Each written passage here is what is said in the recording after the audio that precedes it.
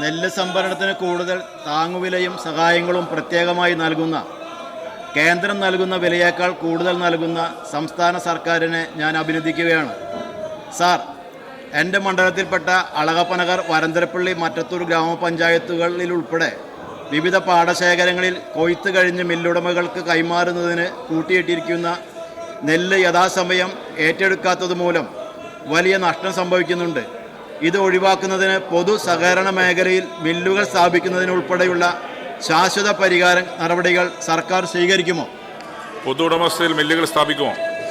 Sir, അതിന് അനുകൂലമായ കുറച്ച് കാര്യങ്ങൾ ചെയ്തിട്ടുണ്ട് സാർ. ഇപ്പോൾ 2-3 സഹകരണ നെൽമില്ലുകൾ, വ്യവസായ വകുപ്പ്, അതുപോലെ സഹകരണ വകുപ്പ് എല്ലാം ഇപ്പോൾ ചെങ്ങന്നൂർ, പാലക്കാട് ഒരെണ്ണമുണ്ട്, പിന്നെ കോട്ടയത്ത് ഇങ്ങനെയുള്ള മില്ലുകൾ വരുന്നുണ്ട്. കുട്ടനാടുള്ള മില്ല് കുറച്ചുകൂടെ സ്ട്രെങ്തൻ ചെയ്യുന്നുണ്ട് സാർ.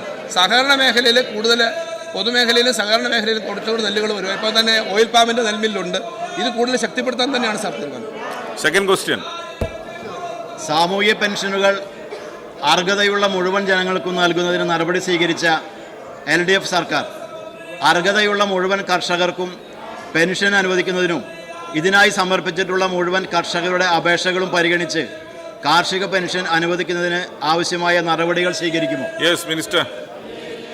സാർ, കർഷക പെൻഷൻ ഉൾപ്പെടെ കുറച്ച് പണം അധികമായിട്ട് ഇപ്പോൾ ഈ സമയത്ത് നമ്മൾ അനുവദിച്ചിട്ടുണ്ട്. കർഷക പെൻഷൻ ഓരോ മേഖലയിലും പെൻഷൻ കൃത്യമായി കൊടുക്കാനാണ് ശ്രമിക്കുന്നത്.